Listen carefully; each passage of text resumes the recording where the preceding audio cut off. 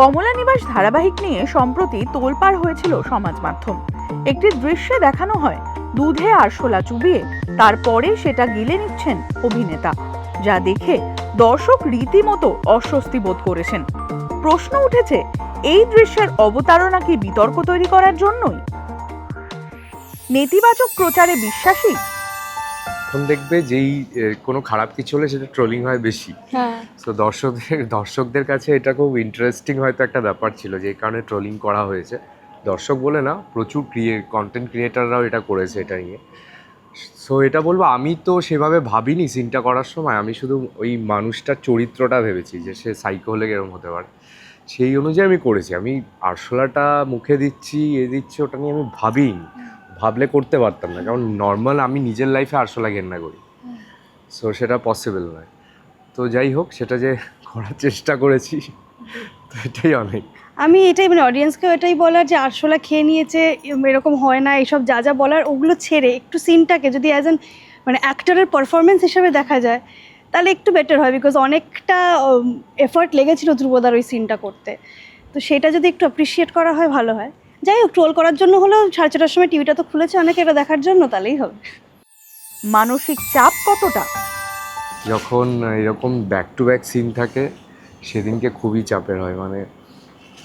জানি না যারা করেছে না এরকম, আমি সিরিয়ালে তো এরকম চরিত্র কখনো করিনি বা দেখিনি।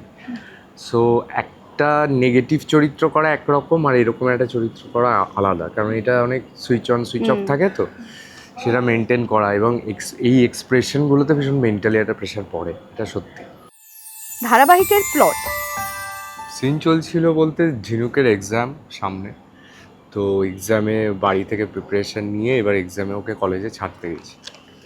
তো যা হয়, কলেজে গেছে, অনেক দিন বাদে বন্ধু বান্ধবের সাথে দেখা হচ্ছে, হচ্ছে তারপরে একটা জিনিস ঘটছে যেটা দর্শকরা টিভিতে দেখতে পাবে, সেটা এক্ষুনি আমি রিভিল করছি না। আমি তো এটা ইমাজিনও করতে পারি না যেটা ঘটতে চলেছে। আমি তো নর্মালি এক্সাইটেড অ্যাকচুয়ালি কলেজে আসার জন্য, এক্সামের জন্য। এবার বাকি যে ঘটনাটা ঘটেছে সেটা আমিও জানি না। ডিল করা যায় না এটা। হ্যাঁ, ছেড়ে চলে এবার যেতাম। দেখো, খারাপ লাগতে পারে, কারণ সে হয়তো জানে মানুষটা সত্যি ভালোবাসে, ভালোবাসার দিকে কোনো কমতি নেই, কিন্তু ভালোবাসার জন্য যে এই কাজগুলো মানুষটা করে সেটা হয়তো কেউ মানতে পারবে। তো এটা একটা একটু সাইকোপ্যাথ, একটু ওভার পজিটিভ। সো একটু চাপের, সেটা চাপ। এমনি নর্মালি বেশি পজিটিভ হলেই মানুষ চাপ খেয়ে যায়, সেখানে ওভার পজিটিভ হওয়া তো কেউ হাত মেলাতে পারবে না, কেউ হাক করতে পারবে না, এটা ভেরি ডিফিকাল্ট। ইভেন বাড়ির লোকও অ্যালাউড না হ্যাঁ। আশেপাশে, তো এটা তো খুবই ডিফিকাল্ট। ঝিনুক তো ভীষণভাবে সম্রাটের প্রেমে একদম পাগল, তো ঝিনুক ওই ভালো দিকগুলোকেই দেখছে, বাকিটার সাথে মানিয়ে নেওয়ার চেষ্টা করছে এখনো।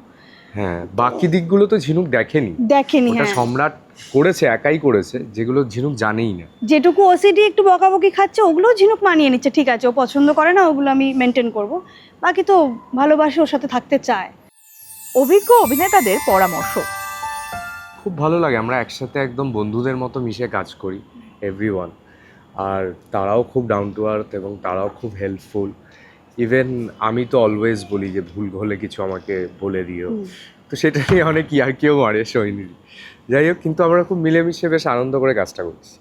শুধু মা বাবা বলে না, প্রত্যেকেই আমাদের কোথাও যদি কিছু মনে হয় ইনপুটটা সবাই খুব সুইটলি এসে বোঝায়, এটা একটু এভাবে করে দেখবি, তো এইভাবে একটা ডিসকাস করে ভালো, সবার সাথে ভালোই লাগছে। সবাই সিনিয়র, সবাই অনেক অনেক দিন ধরে কাজ করছেন, অনেক বড় বড় আর্টিস্ট, বাট সবাই যেভাবে কোঅপারেট করেন, আমাকে সাপোর্ট করেন। ধ্রুবদার সাথে সিন করি, ধ্রুবদাও যেভাবে হেল্প করে, না হলে পারতাম না করতে।